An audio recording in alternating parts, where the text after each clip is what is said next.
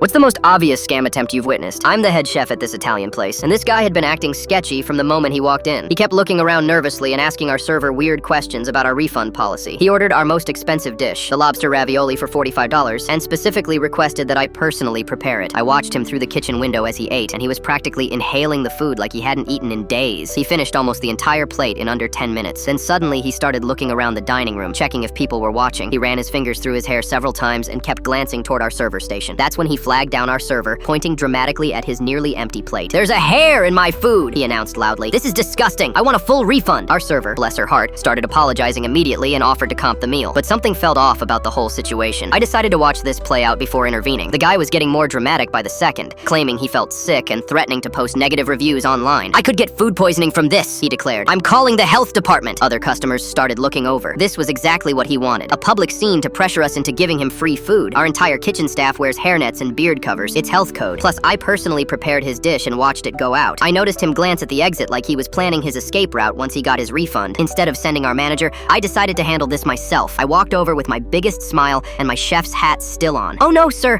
I'm so sorry about that. Let me take a closer look." He seemed surprised that the actual chef was coming over, but he doubled down on his performance. "Finally, someone who takes this seriously. I've been eating here for years, and this is unacceptable." Funny thing was, I'd never seen this guy before in my life, and I remember my regulars. I examined the hair he was pointing at. It was clearly from his own head, thick, brown, and about 6 inches long, still warm from being recently plucked. The hair was sitting right on top of the remaining sauce, not mixed in like it would be if it had been cooked with the food. Amateur mistake. "You're absolutely right," I said loudly, making sure nearby tables could hear. "There is a hair here. Let me show you something interesting." I could see him getting excited, thinking he'd won. He was already reaching for his wallet, probably expecting us to comp the meal and give him cash for his trauma. "I want to introduce you to someone," I announced to the dining room. "This gentleman found a hair in his food, and I think it's important everyone sees how seriously we take food safety." Now I had the attention of the entire restaurant. "Let me show you our kitchen protocol," I continued, gesturing toward the window where my staff was working. "Every single person who touches food wears a hairnet and cap." The guy's confident expression started wavering slightly, but he was still playing his part. "Our entire kitchen staff follows strict health codes," I explained to the room. "Hairnets, beard covers, caps, everything required by law." I picked up the hair with a pair of tweezers from my pocket and held it up to the light. This hair is approximately 6 inches long, brown with natural highlights, and has a very specific texture. "Now, let me introduce myself properly," I said, turning back to the scammer. "I'm the head chef who personally prepared your dish." I walked closer to him, still holding the hair. "I've been cooking professionally for 20 years,